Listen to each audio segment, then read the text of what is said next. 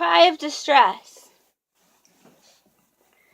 The next day sat Zarathustra again on the stone in front of his cave, whilst his animals roved about in the world outside to bring home new food, also new honey, for Zarathustra had spent and wasted the old honey to the very last particle. When he thus sat, however, with a stick in his hand, tracing the shadow of his figure on the earth, and reflecting verily, not upon himself in a shadow, all at once he startled and shrank back, for he saw another shadow beside his own.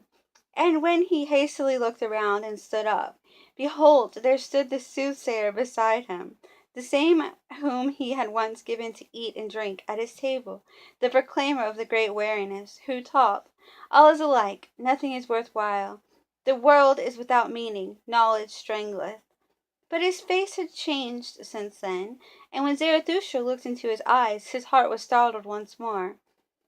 So much evil announcement and ashy grey lightning passed over the countenance. The soothsayer, who had perceived what went on in Zarathustra's soul, wiped his face with his hand, as if he would wipe out the impression. The same did also Zarathustra, and when both of them had thus silently composed and strengthened themselves, they gave each other the hand, as a token that they wanted once more to recognize each other.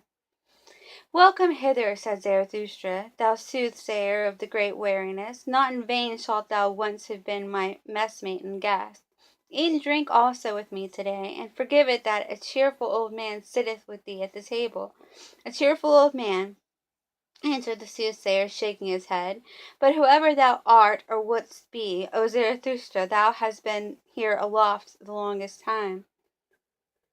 In a little while thy bark shall no longer rest on dry land." "Do I then rest on dry land?" asked Zarathustra, laughing.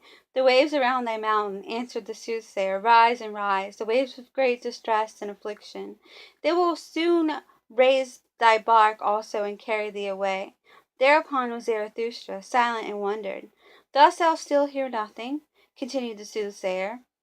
"Dost thou still hear nothing?" continued the soothsayer. "Doth it not rush and roar out of the depth?" Zarathustra was silent once more, and listened. Then heard he a long, long cry, which the abyss threw to one another and passed on, for none of them wished to retain it, so evil did it sound. "Thou ill announcer," said Zarathustra at last, "that is a cry of distress, and the cry of a man. It may come perhaps out of a black sea. But what doth human distress matter to me? My last sin which hath been reserved for me, knowest thou what it is called?" "Pity," answered the soothsayer from an overflowing heart, and raised both his hands aloft. "O Zarathustra, I have come that I may seduce thee to thy last sin." And hardly had those words been uttered, when there sounded the cry once more, and longer and more alarming than before, also much nearer. Hearest thou, O Zarathustra?" called out the soothsayer. "The cry concerned thee, it calleth thee. Come, come, come, it is time, it is the highest time." Zarathustra was silent thereupon, confused and staggered. At last he asked, like one who hesitated in himself, "And who is it that there calleth me?"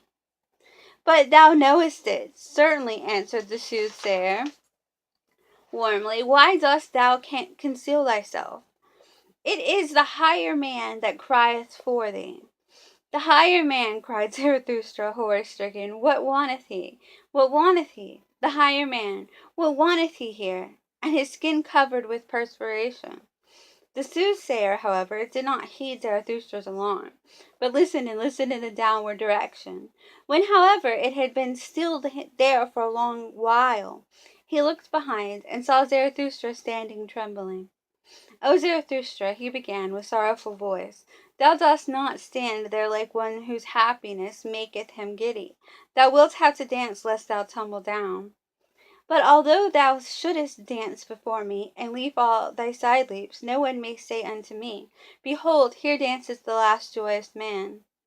In vain would anyone come to this height who sought him here. Caves would he find, indeed, and back caves, hiding places for hidden ones, but not lucky mines, nor treasure chambers, nor new gold veins of happiness. Happiness! How indeed could one find happiness among such buried alive and solitary ones? Must I yet seek the last happiness on the happy isles, and far away among forgotten seas? But all is alike, nothing is worth while, no seeking is of service, there are no longer any happy isles. Thus sighed the soothsayer. With his last sigh, however, Zarathustra again became serene and assured, like one who hath come out of a deep chasm into the light. Nay, nay, 3 times nay, exclaimed he with a strong voice, and stroked his beard. That do I know better. There is still happy isles, silence thereon, thou sighing sorrow sack, and cease to splash thereon, thou rain cloud of the forenoon. Do I not already stand here wet with thy misery, and drenched like a dog? Now do I shake myself and run away from thee, that I may again become dry? Threat, mayest thou not wonder? Do I seem to thee discourteous? Here, however, is my court. But as regards the higher man, well, I shall seek him at once in those forests. From hence came his cry. Perhaps he is there hard beset by an evil beast. He is in my domain, therein shall he receive no scathe. And verily, there are many evil beasts about me. With those words Zarathustra turned around to depart. Then said the soothsayer, O Zarathustra, thou art a rogue. I know it well, thou wouldst fain be rid of me. Rather wouldst thou run into the forest and lay snares for evil beasts. But what good will it do thee? In the evening wilt thou have me again? In thine own cave will I sit, patient and heavy like a block, and wait for thee.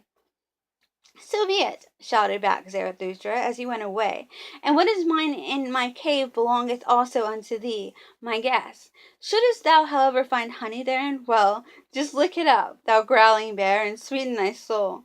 For in the evening we want both to be in good spirits. In good spirits and joyful, because this day hath come to an end, and thou thyself shalt dance to my lays, as my dancing bear. Thou dost not believe this. Thou shakest thy head. Well, cheer up, old bear. But I also am a soothsayer. Thus spake Zarathustra.